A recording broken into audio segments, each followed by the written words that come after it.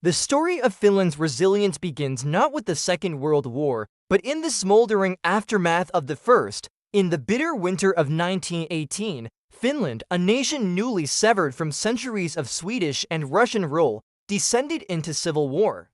On one side were the Reds, young, idealistic, and armed with dreams of a socialist utopia inspired by the Bolsheviks.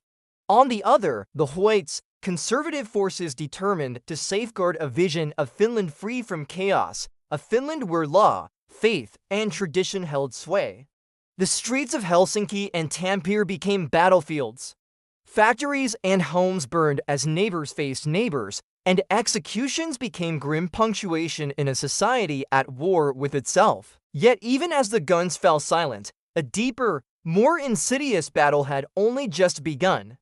The victory of the Whites did not heal the nation.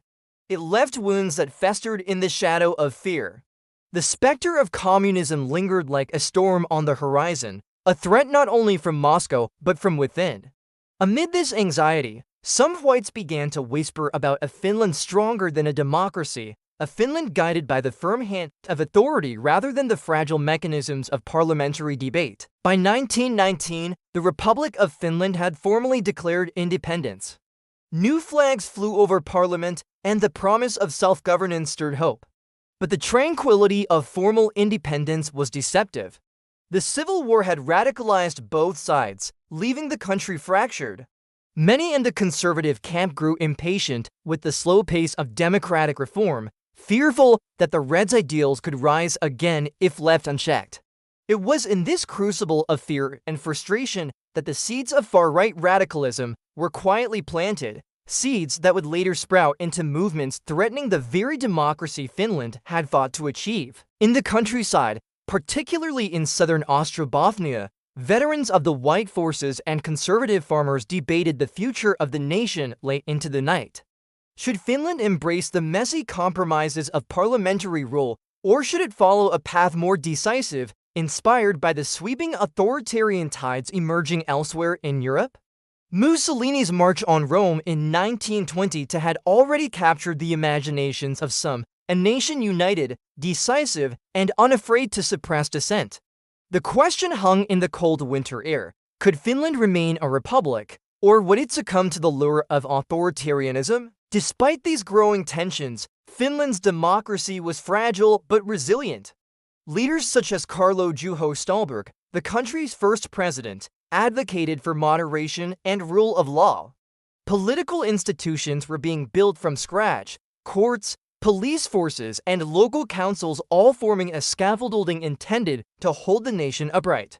Yet the shadows of extremism lurked behind every headline, every heated town meeting. And even as Finland attempted to reconcile its past, whispers of unrest and radical plots began to spread through the nation's conservative heartlands. The Reds, though defeated, continued to cast a long shadow. Their ideals persisted in workers' unions and socialist publications, keeping alive the fear among Whites that communism might one day return.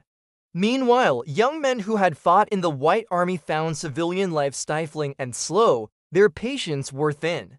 In the quiet villages and small towns, discussions of extra-legal action and vigilante-style enforcement began to surface. Often framed as protecting Finland from Bolshevism, one could not yet foresee which of these ideas would take hold, and the nation teetered on a knife's edge. In cities like Helsinki, Parliament debated fiercely over budgets, police powers, and civil liberties, unaware that the radical movements forming in the countryside were already plotting their own demonstrations of power.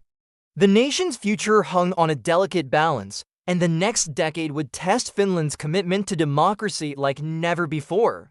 What no one yet realized was that the real test of Finland's young republic was not in the streets of battle-torn Tampere, but in the political storm that was quietly gathering, threatening to engulf the nation in chaos once more. If you're captivated by this story and want to witness how Finland resisted the rise of authoritarianism, make sure to hit subscribe and like the video. Every click helps more people discover these hidden chapters of history. In the conservative heartlands of southern Finland, unease grew like a slow-burning fire.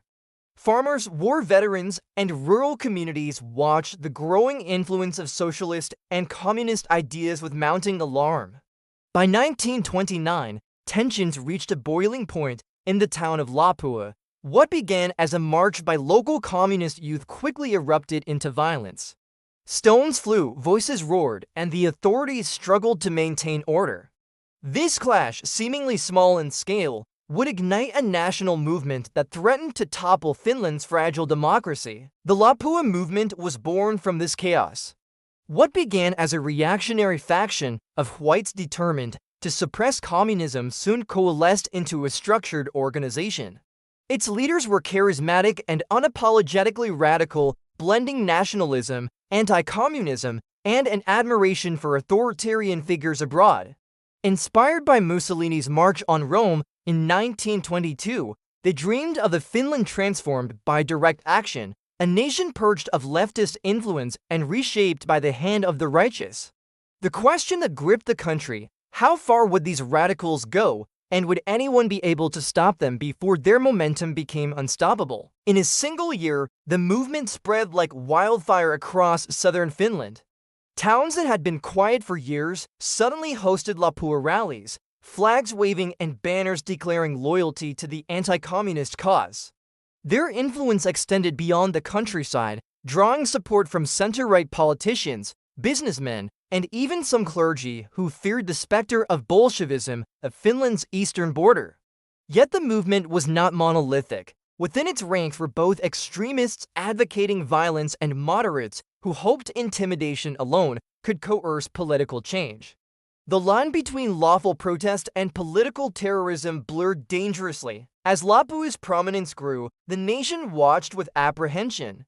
The government attempted to negotiate, attempting to temper the movement's ambitions with the promise of legislation to limit communist activity, but radicals refused compromise.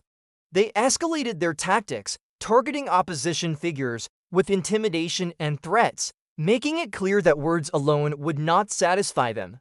One whispered question haunted every politician and citizen alike: could the Lapua movement be controlled, or had it already begun a march towards something far more sinister? The Civic Guard, a crucial institution of Finland's defense, emerged as the country's counterbalance. Composed of disciplined veterans, it was trained in military strategy yet bound by law and loyalty to the Republic. The Guard became the thin line between the radicals and a potential takeover of Helsinki, the seat of government.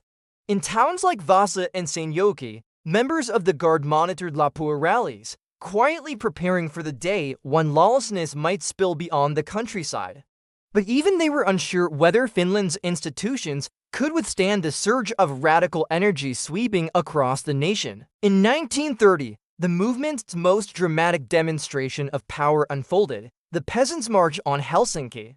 Tens of thousands of Lapua supporters streamed into the capital, waving banners and chanting slogans that called for the eradication of communism. Streets overflowed with determined crowds, and the government braced for confrontation. Yet President Lauri Christian Relander and other leaders, relying on legal authority and measured force, resisted the temptation to capitulate. Still, a chilling question lingered: would reason and restraint be enough to counter the swelling tide of extremism? Behind the spectacle of mass demonstrations, darker operations were underway. Kidnappings and threats against political opponents became a hallmark of Lapua's strategy. Local officials whispered about secret lists, men disappearing overnight, and anonymous warnings sent to outspoken critics. The very fabric of Finnish civil society trembled under the shadow of intimidation. And as these sinister actions escalated, one looming question remained: who, if anyone, would be brave enough to confront the Lapua movement before it overstepped its bounds entirely? By 1930, the Lapua movement had reached the peak of its influence. It was no longer a fringe group of radical veterans and aggrieved farmers. It had become a powerful force capable of shaking the very foundations of Finland's government. In the early autumn, the movement organized the infamous Peasants March on Helsinki.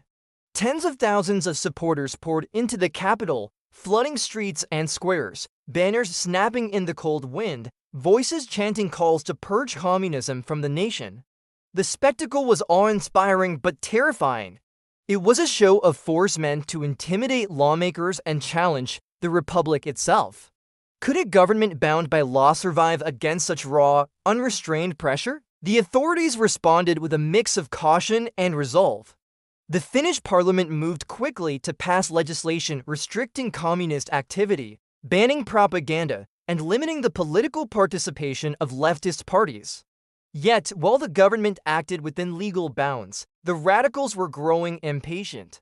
Some leaders openly advocated for kidnapping prominent opposition figures, believing that symbolic acts of terror would silence dissent and cement their vision of white Finland. And when Finland's first president, Carlo Juho Stalberg, became a target, the nation was jolted. The very man who had guided Finland through its infancy was forcibly abducted, his security breached in a brazen statement of power. Public outrage erupted. Could the movement survive once even its most conservative allies began to recoil? Even as Lapua radicals sought to consolidate power, their internal divisions began to surface. Extremists pushed ever further, advocating open violence against perceived enemies. Moderates within the movement, however, urged restraint, wary that overreach would provoke backlash from the population and the civic guard. This tension fractured their unity. What had begun as a seemingly unstoppable tide of anti-communist fervor was starting to crack under the weight of its own ambition. A growing sense of vulnerability spread among the leaders. Could their movement, so aggressive and confident, begin to crumble from within? The 1931 presidential election became a final opportunity for Lapua to assert influence. P.E. Sven Hufvud, a respected conservative, was elected with their support. But Sven Hufvud was no radical. He was a firm believer in law, order, and the principles of parliamentary governance. He refused to bow to intimidation, even from those who had helped secure his victory. The radicals had achieved a political triumph, yet it was a hollow one. The president's steadfast commitment to democracy made it clear Lapua could no longer dictate the direction of the nation, no matter how large its marches or how forceful its threats. The kidnappings, once shocking, began to backfire. Public sentiment shifted as ordinary citizens realized the radicals' methods were undermining the nation's moral fabric. Clergy, business leaders, and former allies started to distance themselves. Even within the movement, disillusionment grew. Men who had once chanted slogans in town squares began to question the cost of their cause. Each act of intimidation now carried the risk of irreparable damage. And as whispers of betrayal and fear spread through Lapua ranks, one chilling question emerged: who would act first to expose the movement's vulnerability? Meanwhile, the civic guard maintained a vigilant, understated presence. Ready to intervene if the radicals threatened the capital, the guard remained loyal to the Constitution rather than the cause. Their restraint, paired with the president's calm leadership, signaled to the extremists that the state was neither weak nor intimidated. Slowly, the movement's momentum stalled. The audacious kidnappings, the Peasants March, and public displays of strength had failed to secure lasting power. Finland's democracy had endured, not because the radicals had been defeated in battle, but because its institutions and citizens had stood firm. The Lapua movement, once seen as an unstoppable force, was now teetering on the edge of collapse. Its leaders faced a critical choice: continue down a path of extremism that could provoke outright rebellion, or acknowledge that their vision would never supplant the rule of law. The coming year would decide their fate, and the nation waited anxiously, aware that the true test of democracy was still to come. If you've been following Finland's dramatic struggle for democracy, don't forget to like this video and subscribe. Your support helps more people discover these incredible, lesser-known stories from history. In 1932, Finland faced its ultimate test. The Lapua movement, weakened but still dangerous, attempted a desperate coup in Mäntsälä, a small town northeast of Helsinki. Radicals called upon members of the civic guard to join them in marching on the capital, hoping to seize control of the government by force. Townsfolk watched as armed men gathered in defiance of law, the air thick with tension. Could this fringe movement, born from fear and ambition, finally topple the Finnish Republic? President P. E. Svinhufvud acted swiftly. From radio broadcasts that reached across the nation, he addressed both the insurgents and ordinary citizens, urging calm and emphasizing the primacy of law. He reminded the radicals that violence could not replace legitimate authority, and he called upon all Finns loyal to the Republic to resist pressure or intimidation. The nation listened. The audacity of the coup was met not with panic, but with steadfast defiance. The question on everyone's mind was stark. Would these armed radicals surrender, or would Finland descend into chaos? Within Mäntsälä, cracks in the movement's resolve became visible. Many members of the civic guard, long trained in military discipline, refused to betray their oath to the state. Soldiers and officers who had watched the rise of Lapua with growing unease declined to join the march on Helsinki. Those who remained committed to the coup were increasingly isolated, surrounded not only by potential law enforcement, but by ordinary citizens unwilling to condone the overthrow of democracy. The extremists had miscalculated. Power, they discovered, cannot be claimed solely through fear. The standoff lasted days, but Svinhufvud's calm, deliberate leadership paid dividends.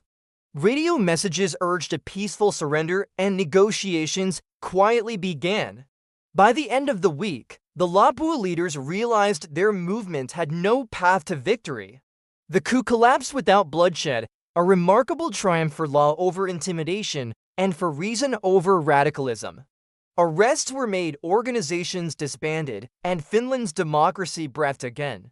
Even as Europe watched the rise of fascism and authoritarian regimes in Italy, Germany, and beyond, Finland remained an anomaly, a nation that had resisted extremism without succumbing to violence. The failure of the Mäntsälä coup was not merely a political victory, it was a profound moral one.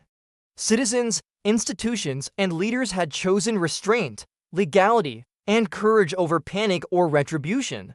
The Lapua Movement, once a terrifying force of intimidation, disbanded, leaving behind a stark lesson: extremism may thrive in fear, but it collapses when confronted by integrity, unity, and lawful resistance.